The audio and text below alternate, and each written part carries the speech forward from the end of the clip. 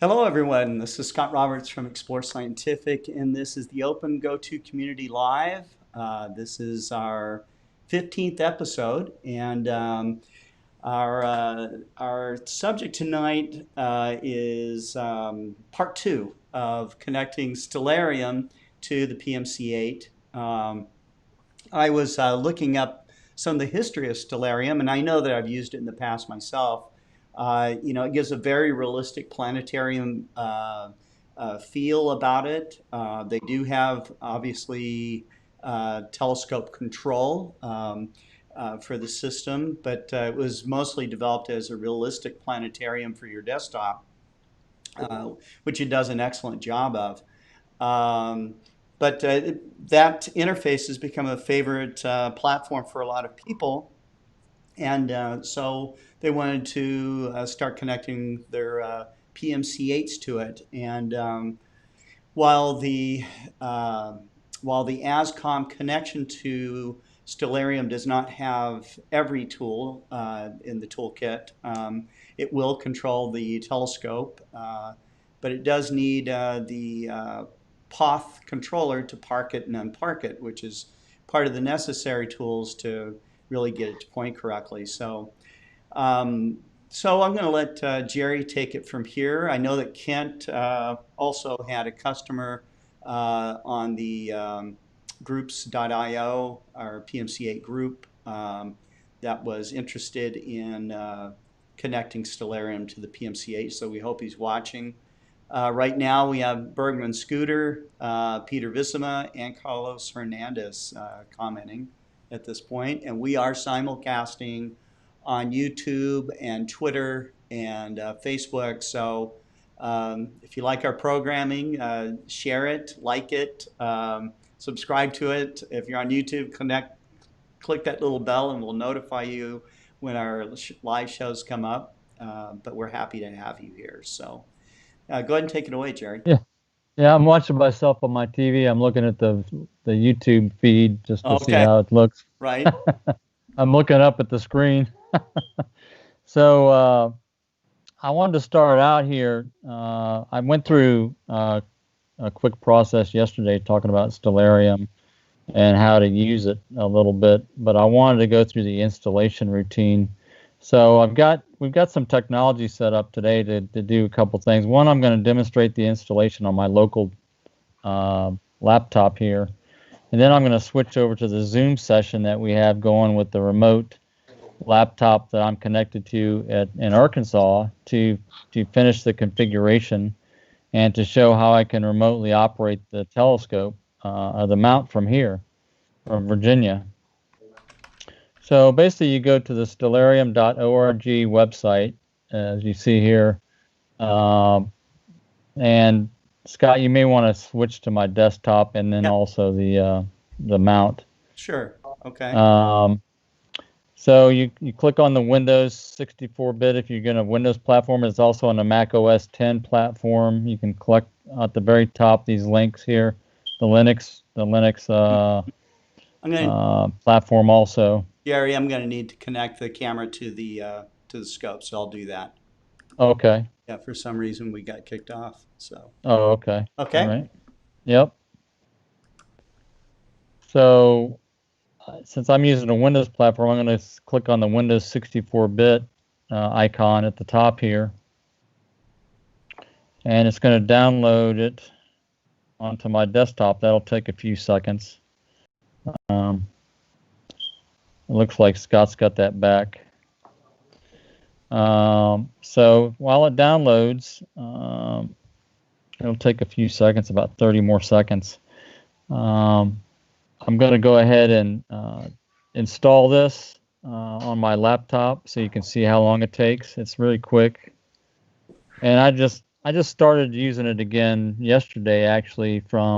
I tried it 2 years ago, and I wasn't real impressed with the Wi-Fi scope or the Stellarium scope interface that was separate. This latest version has the ASCOM driver as an ASCOM client built in to Stellarium now, so that makes it a lot better. So now it's just about done. It's scanning for viruses. So while that's happening, I want to give a shout out to Wolfgang, who's joined us from Germany, and a friend of mine, Mohammed Al-Sari, who is in Baghdad. He used to be a electrical engineering student here at the University of Arkansas, and got his degree and is back home in Baghdad with his family. And we certainly miss seeing him. So good to see you, Mohammed. All right, so it just popped up my security screen to give me permission so I can give it permission to install. You probably saw my screen go blank for a second. No, it should pop up here. Come on.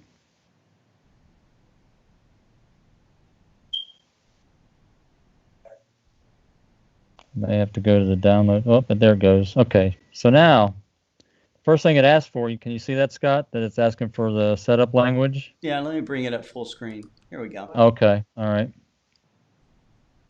So the first thing it asks you is what language, and then it asks you to accept the license agreement. Next, and I use the default location and the name, and then I haven't changed anything here. I'm just going to go to next and install, and you'll see it doesn't take but a few seconds here.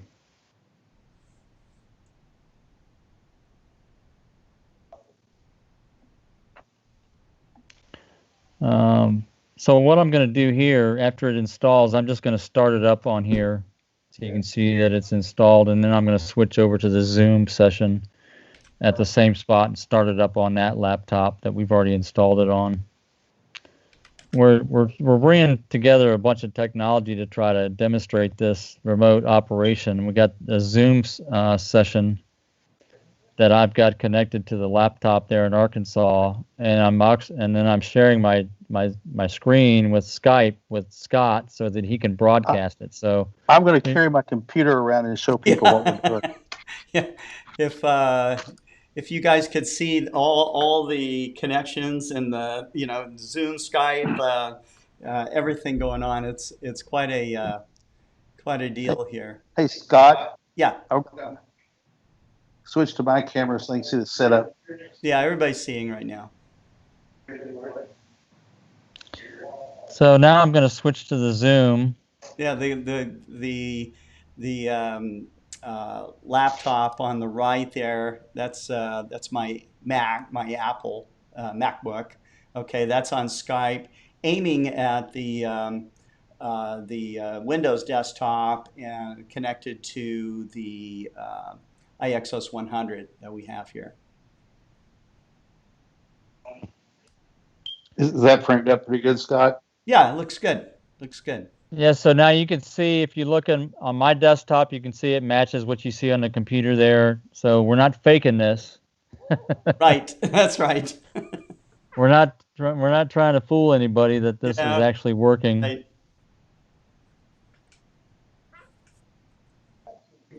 Yeah, that's better lighting. That looks good. Yeah. All right, so now I've got Stellarium up. And one thing I like to do, we have to connect Stellarium to the Poth hub, and then the Poth hub connects to the driver to the mount. So, and we've got the mount connected to the computer through the serial cable. So I'm going to type in Poth Scope Dome Hub and get that started. And there it is. And we'll go through the setup on that. So what you want to do when you go to the Poth is you choose Scope. And you're going to come down here and select the ES PMC-Eight, and you're going to hit Properties. And so we're using the iXOS 100 mount, which I've got selected here in the drop down. You can see it there. And we're using the serial port, which is right here where my cursor is, to select that. And we know it's on comms 3. How do we know that, Jerry? Because that's the only one that's available. That's but that may not be the case. If you don't know which COM port your PMC-8 is plugged into, just unplug the cable and see which one goes away. Or alternatively, when you plug it in, watch it and see which one pops up. That's how you know. And you would do that on the device manager. So once you've got that, then the last thing to check is the site data. And I've got this set for Arkansas, our Explore Scientific headquarters. That's the default that comes with the driver. You have to change that for yourself. And it uses decimal degrees and latitude and longitude. Mm-hmm.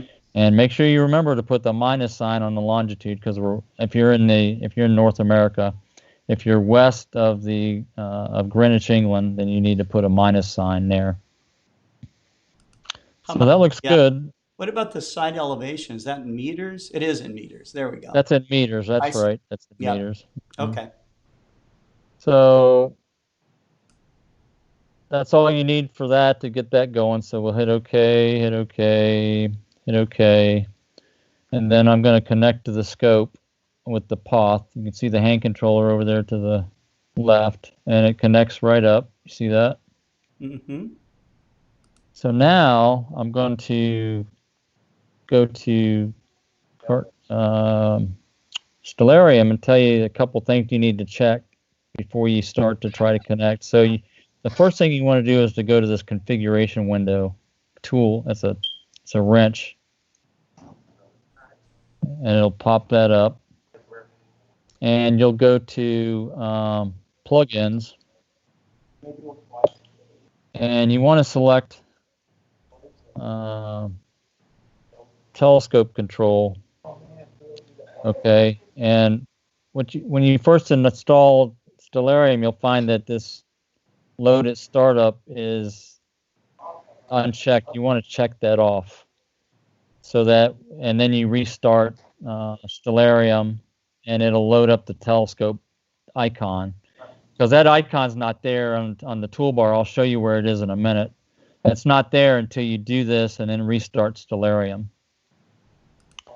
So once you do that, then you'll come down here and you'll see there's a grayed out icon. But if you look at there's text that shows up right here above the bar.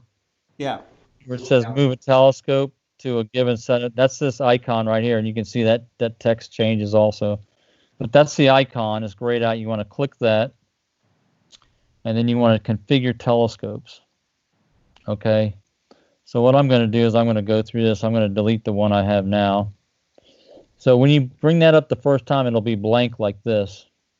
So you're going to hit this little icon that says it's add a new telescope. And we're using the ASCOM driver. So you're going to hit ASCOM. You're going to type in the name that you want to say. I'm going to say iXOS 100 PMC-Eight. And I like to slew to the JNOW coordinates. If you don't know what JNOW and J2000 coordinates are, we can get into that a little later. But the JNOW coordinates are basically what the current right ascension and declination is of the object as of today. There's a thing called precession of that causes these numbers to change, but we need to see where the sky is. We're in the sky right now. That's why we select JNOW. The next thing we do, which we've already done, well, we haven't already done, we have to choose the ASCOM telescope. Now, we've already done it on POTH. All right, we know we're connected to the mount on POTH, so what we're going to do in the Stellarium chooser is we're going to select POTH, because we want to connect Stellarium to POTH, and POTH is connected to the scope. So that's how it works. Yeah. There's no properties, really. It's already connected to POTH. So you just hit OK. And then that's it. That's all you set. And you hit OK. And now it shows it listed here, but it's disconnected. So I'm going to connect to the POTH right now by hitting the connect button, and it says connected. All right. Are there any questions so far? No, we have quite the international audience. We got people from Israel. Oh, Um, we have people from looks like Baghdad. Baghdad. We've got Yeah, we've got people. You know, we got Toronto, Canada here, Brazil, Brazil. Wales. The Gary Palmer's there. So right. Economia Io Vivo is from Brazil, and Abo Mohammed Al Sarey is from Baghdad. So that's kind of Oh, cool. Hope cool. you enjoy. Hey, hey, Scott. Yeah. Scott, you've met Mohammed before. He was the electrical engineering student that we packed up a bunch of scopes Oh, for when he went yeah, yeah, yeah. Very back a cool. year and a half ago, or what? Yeah, a year and a half ago. Yeah, awesome. Yeah. So yeah, it's nice to have you all here, and if you guys are using Stellarium, hopefully you get a lot out of this tonight. So, all right, we're going to let you take it off from here, Jerry. I forgot to mention that this is the latest version of Stellarium. You can see up there in the window it says Stellarium 0.20.2. Mm-hmm. So that's the one that was just released this week, I believe. Just to give you an idea, when I downloaded it, that's the current release. So one thing I forgot to go over is on the menu bar on Stellarium on the side, you've got this location. I'm going to close that again. So you go to the sidebar, and you got the location window. So I'm going to bring that up, and you got to make sure that matches what you have set in the ASCOM driver for location that I went over earlier with. So we're set up already for that. And what would happen if you didn't set that correctly? The chart would look weird. I mean, like for example, if you set it halfway across the world, it may come up as dark in this location. Mm-hmm. The sky would be not true to what the location is where you're actually at. So so what I'm going to do is we're connected to the scope right now. It's still parked. I'm gonna bring up this message that prompted us to talk about this yesterday to show you what happens. So I don't know if I want to go to Venus. It's pretty low in the sky. I guess we can. So we're going to try to slew to Venus, and we can see how low the scope goes on the horizon. But one thing you have to do is right now the scope is near the park position. It's tracking. I'm going to go ahead and turn tracking off and park it again. I had the driver set to automatically unpark when you connected to the mount. But right now it's parked, okay? So what happens when, with Stellarium now, if you're parked and you try to move the scope. So right now I've got Venus selected. You can see it there. You can see the information for it. So I'm gonna go this slew scope window. I'm gonna say current object.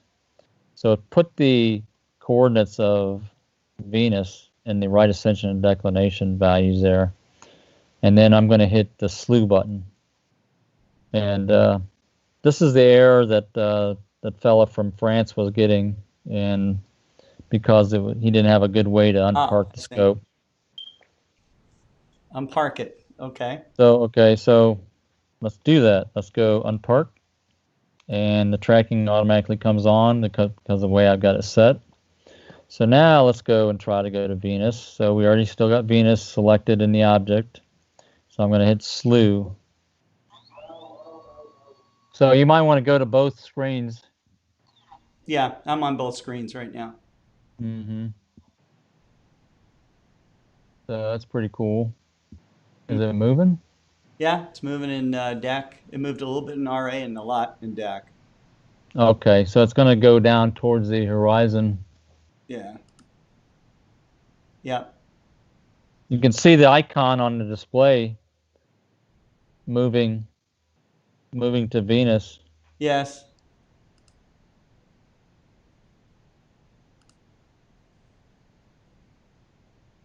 All right, it looks like it's not bad.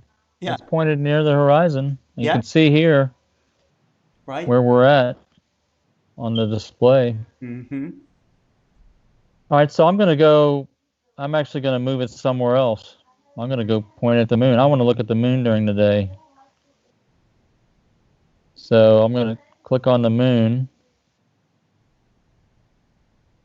And I'm going to select the current object in the control window. Mm-hmm.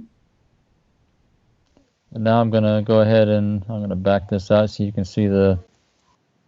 Now this is somewhat dangerous because the sun is in between where Venus is and the moon is. So you're going to see it. I did this earlier with Scott and but you can see I'm going to slew it now. And you got to be careful, or you may put your eye out. Oh, you know what it's doing? Meridian Flip. Yep. Let's do it. Oh, there we go. Cool. So this is demonstrating a Meridian Flip. So it went off, and you'll see it come back around. Let me zoom out a little bit more, and maybe you can see the thing where it's at. There it is.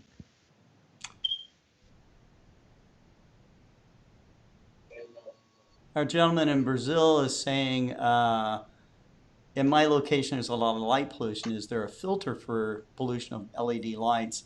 There are lots of choices. If you're doing astrophotography, you're going to be looking for a narrow band set of filters. If it's visual, you can look at some of our nebular filters that's on our website at explorescientific.com. Now look at the hour angle. All right. So we're 3 minutes before the meridian on the moon. You see that? The camera wasn't tightened down; it just came loose. Oh, did it really? Oh, really? Ruin the shot, wouldn't it? So see where we're at, Scott, in the hour angle there on the path. It says 3 minutes. Uh-huh. This is why you want to monitor the hour angle, so you can toggle that in the path between right ascension, which I'm showing right now, and then I click on it and it goes to hour angle. So we're 2 minutes ahead of the meridian, so it's going to do a. All right, I'm going to fix the camera. Is it all done?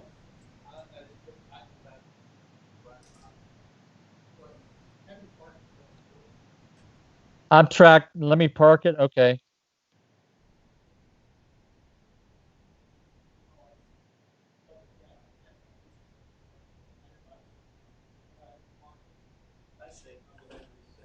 You want me to? I'll go ahead and park it. Yeah, let's go park and let's see what happens. We lost our. We made a common mistake that we shouldn't make. And we are not aimed at the telescope anymore. No.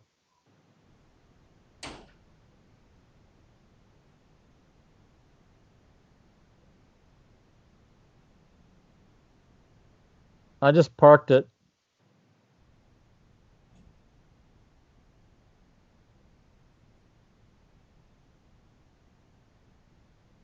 Did it drop off?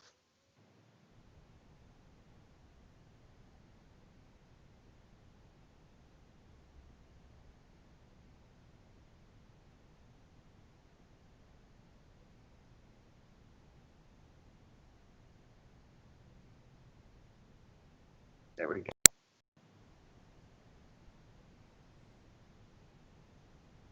Can you still hear me, Scott?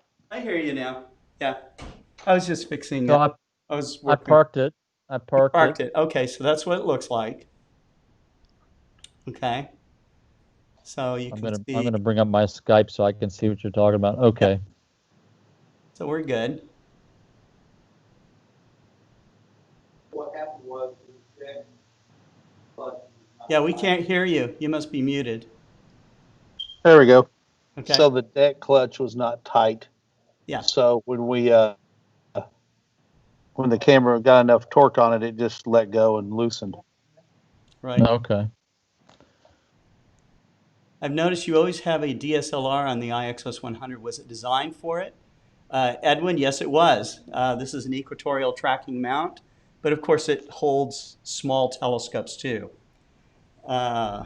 When I did not have a scope, it was very difficult to starline. How would I starline with a DSLR?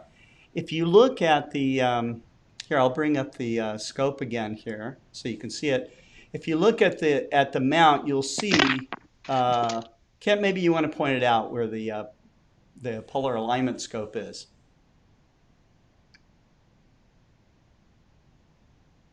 Yeah, not the polar alignment scope.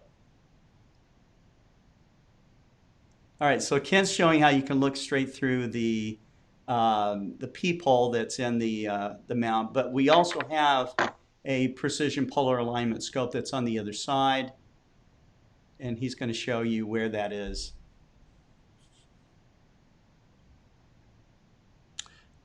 And then James, the astrophotographer, says, Edwin, I've used my IXS 100 with DSLR and have done 2-star alignments with Vega and Arcturus.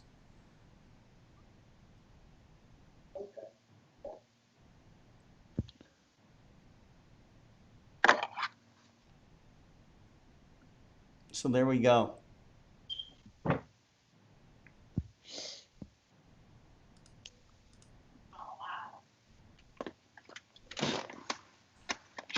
Okay.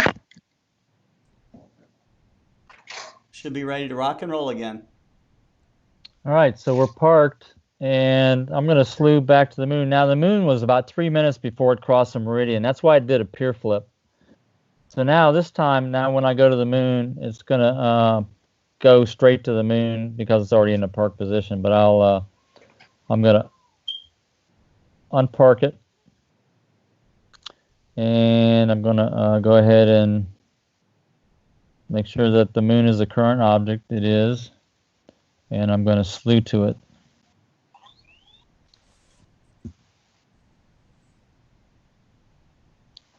Does it look like it's moving that way? Yeah. I'm not watching. I can't see what's going on there. That's why I keep asking Scott what's going on. Yeah. All I see is my desktop. You see it in delay. You see it in delay on the stream. So. Right. You see me looking up. That's because I'm looking at my TV. Right. To see what's going on.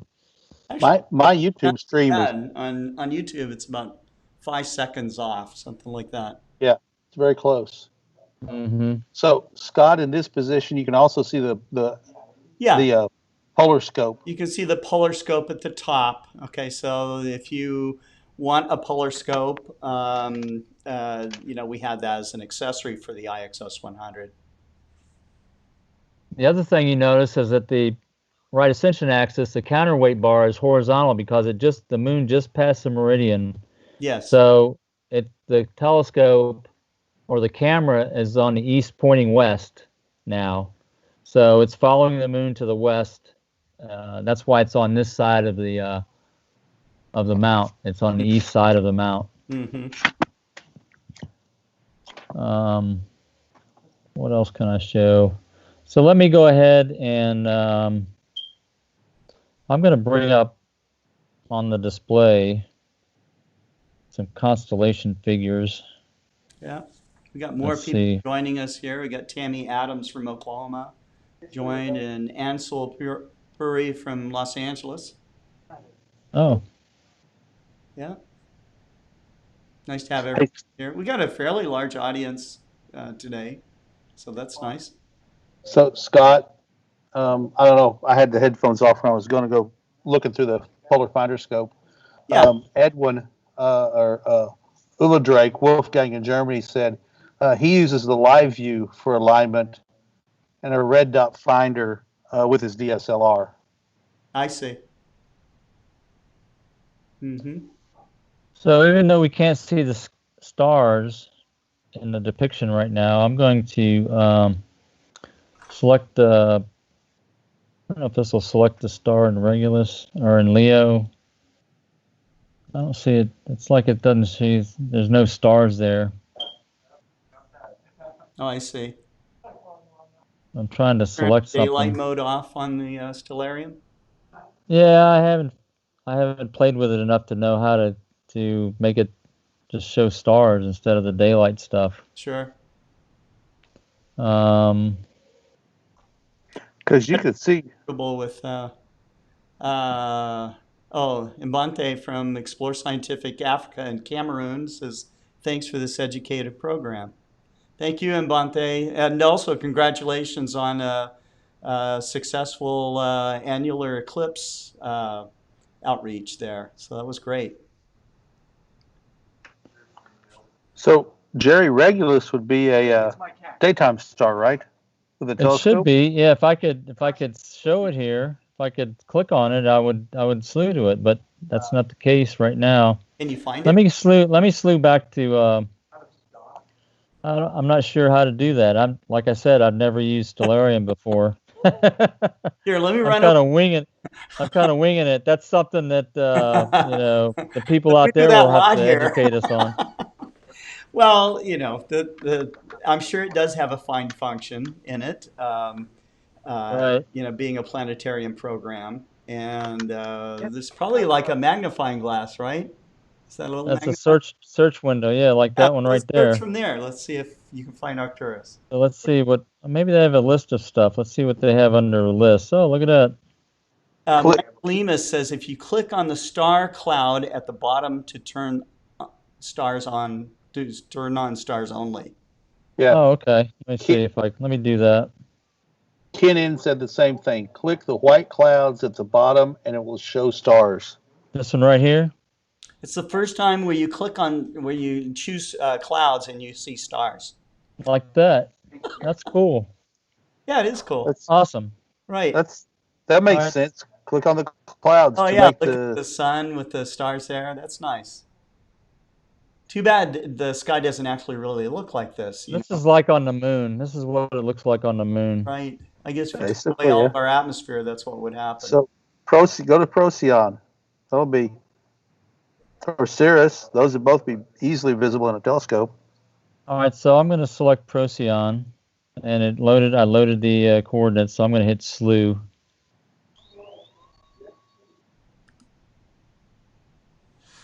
There we go. Ansel Puri says, awesome. It is awesome. Look at this. I'm running this from, Jerry's running this from Virginia. We're in Arkansas. It might be fun to get somebody in Europe and do it in Europe just to show how it's global.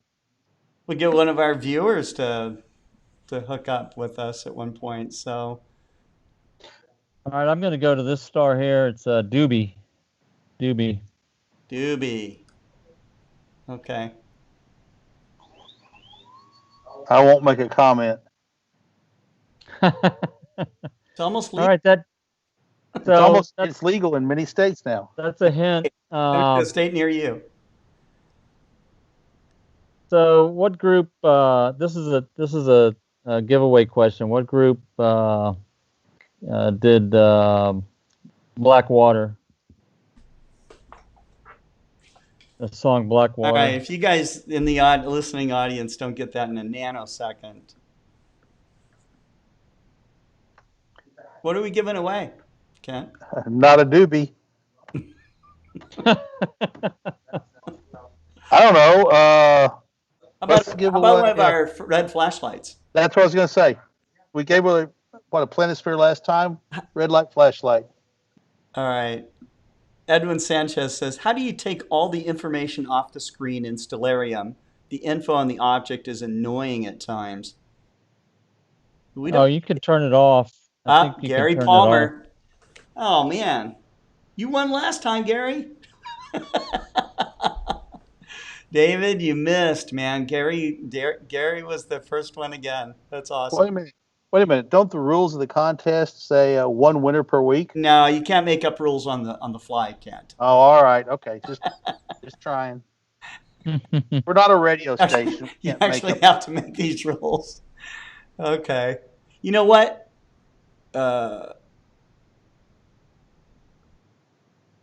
Who else do we got here? Stephen Paul Romero says Doobie Brothers.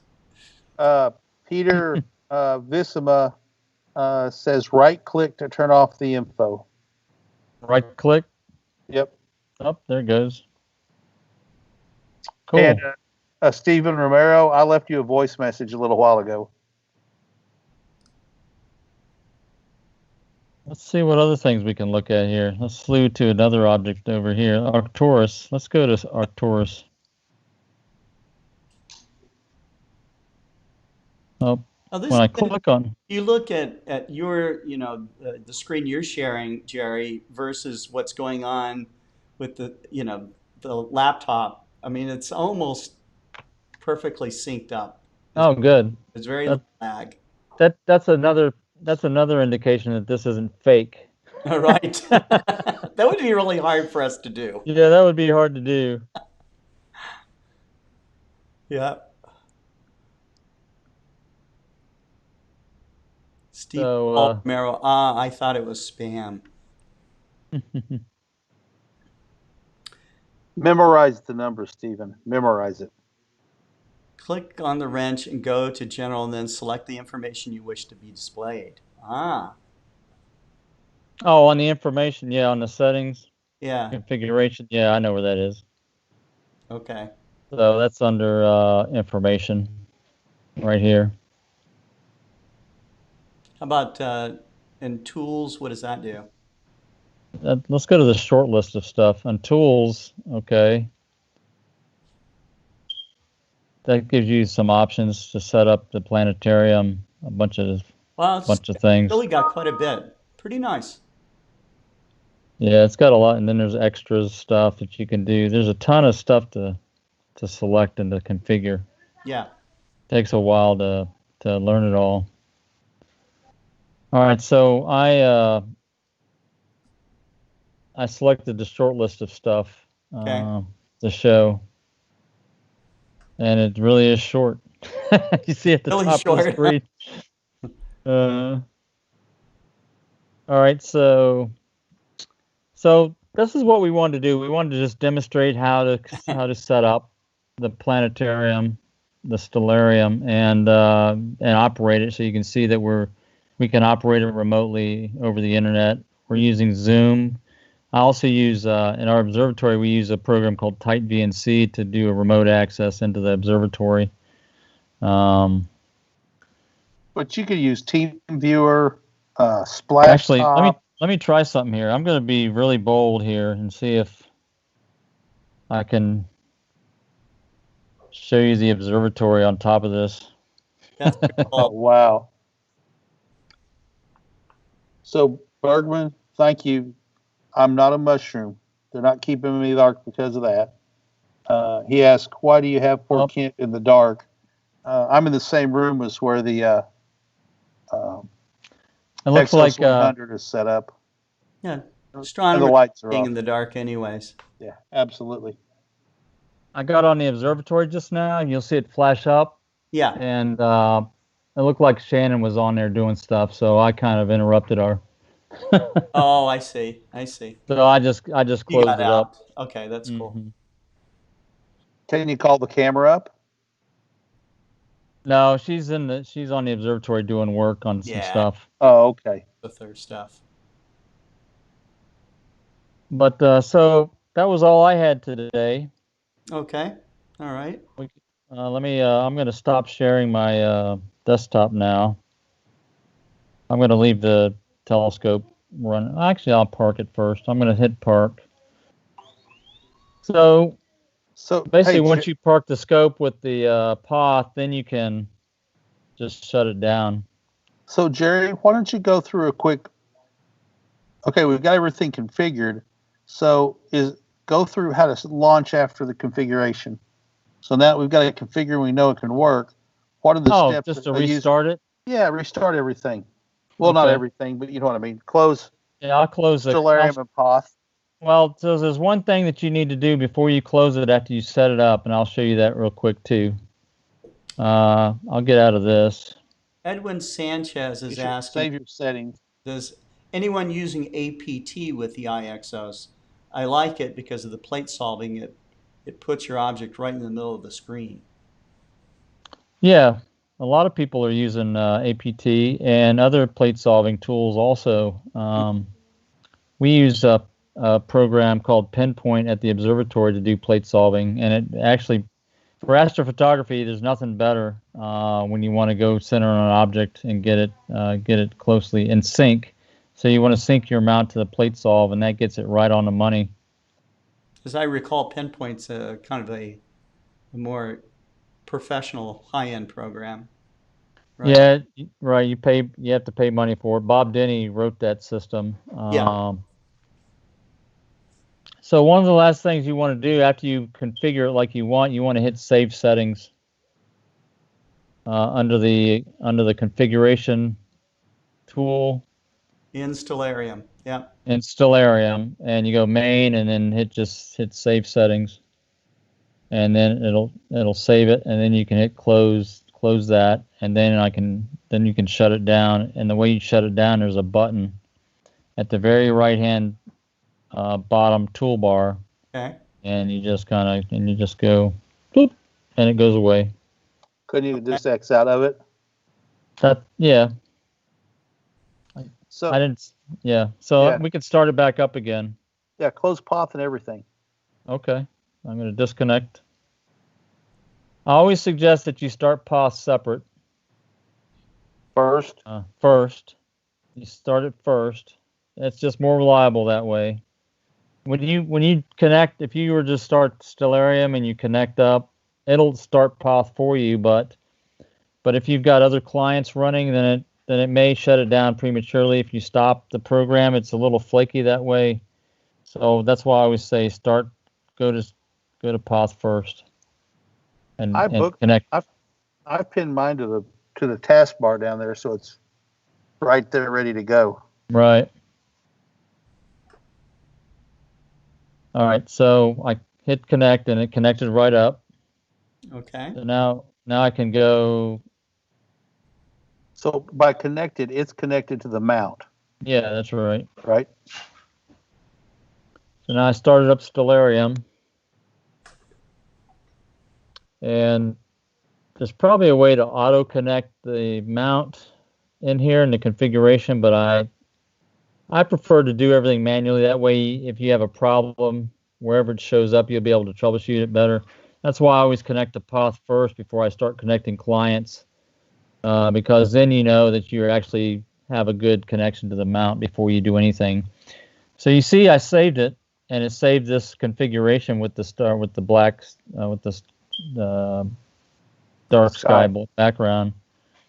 So now I'm going to go to this icon. What is it? What is the icon? It's real hidden. I can't see it on the screen. Yeah, it's right here. It's just a telescope. Grayed out. Yeah. Right now it's bright. You can tell it's a telescope connection. Right. So you're going to hit configure telescopes, and since we saved it, it's there already. IXS 100 PMC-Eight, and I'm going to hit connect. Okay. And then I'm going to close that. And then I'm going to select a star. All right. And I'm going to hit current object.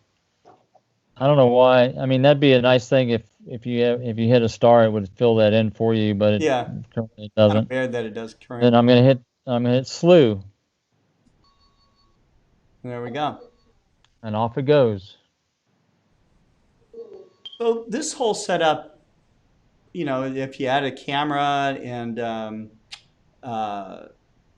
maybe another camera like a webcam to watch, to make sure the telescope's behaving as it should, that would be a nice setup for remote astronomy. Oh yeah.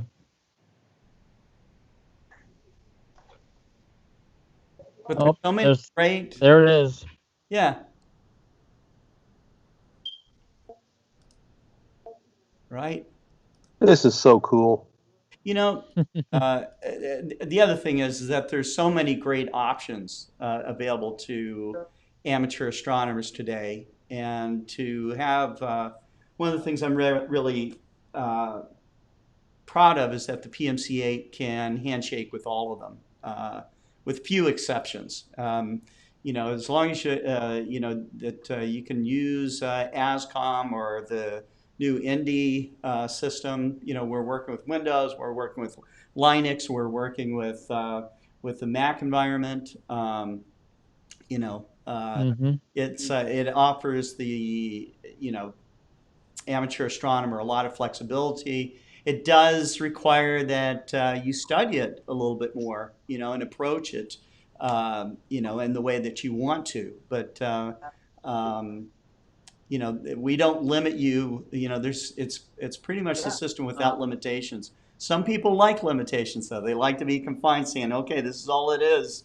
Okay, and I only have to learn that. Okay, but Right, and you can get the procedure down, and you can just right, get it in your mind, and you just do it, and it's up and running very fast. yeah, but you can do that to yourself. You can say, "Look, I want to use Maxim DL. Okay, I'm going to run this focuser, that observatory system, and this," and you just learn it and drill it in and configure it. So, but if any of you run into any issues with trying to configure your planetarium software or your camera control software or whatever, that's what we're here for. We can help you get through it. And, if a lot of people are really challenged by Stellarium by the fact that it didn't have a park and unpark feature. But that's solved by the POTH that does have that particular feature and doesn't cost you any more. Stellarium's great because it's free, and so is the POTH. So the POTH is part of the ASCOM platform when you install it. Mhm. The other nice thing about the POTH is you've got the manual hand paddle controls, a virtual hand paddle to move the scope. Edwin Sanchez says, "Guys, in reality, it's hard to land in your objects, or is it just me?" Okay.